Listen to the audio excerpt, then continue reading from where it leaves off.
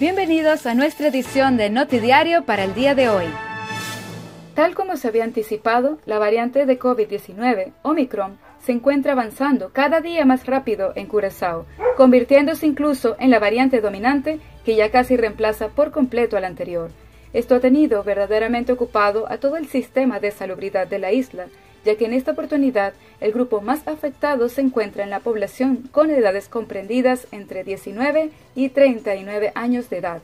De igual forma, Curazao tiene un grupo con altos factores de riesgo que los hacen más vulnerables, tal como la obesidad, diabetes, problemas de tensión, pacientes de diálisis, entre otros, por lo que se sugiere tener en cuenta tomar las medidas de seguridad necesarias entre jóvenes y este grupo altamente expuesto para evitar el contagio entre los mismos.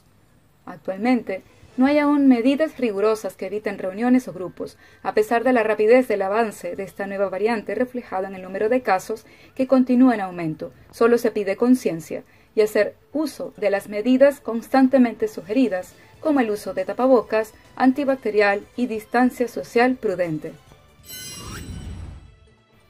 Llegó a las oficinas de Extra la información de un bebé de 1 año de edad, fallecido trágicamente en su casa, el cual fue colocado en su cama como normalmente solían hacer.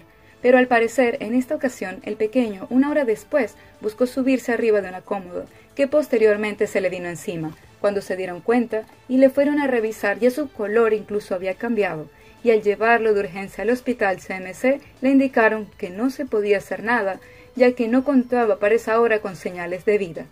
Extra comprende lo difícil que ha sido para la familia y para las autoridades tratar con esta situación de tanto impacto y dolor para todos.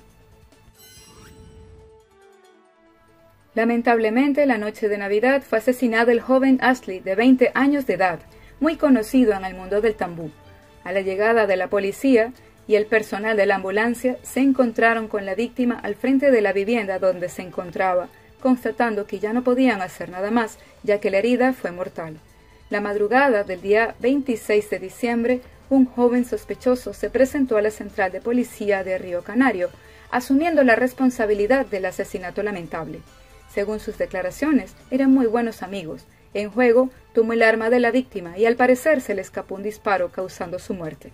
De inmediato, este fue detenido para seguir con las investigaciones. Y ahora, nuestras noticias internacionales. Condena para el capitán y el primer oficial de cubierta de un carguero que encalló en 2020 en un arrecife de coral en las costas de Mauricio. Un tribunal dictó el lunes una sentencia de 20 meses de prisión para ambos, que se declararon culpables y pidieron disculpas. El MV Huacayo se accidentó el 20 de julio de 2020 cuando viajaba de Singapur a Brasil con 3.800 toneladas de aceite y 200 toneladas de diésel. El buque derramó más de 1.000 toneladas de combustible en las aguas de Mauricio, cubriendo manglares, corales y otros ecosistemas sensibles. Durante el juicio, el capitán admitió que hubo una fiesta de cumpleaños a bordo y que consumió alcohol. Añadió que había dado instrucciones de acercarse a las aguas de Mauricio para que la tripulación tuviera cobertura en sus teléfonos y así poder hablar con sus familias. El accidente es considerado el peor desastre medioambiental de la historia del archipiélago del Océano Índico.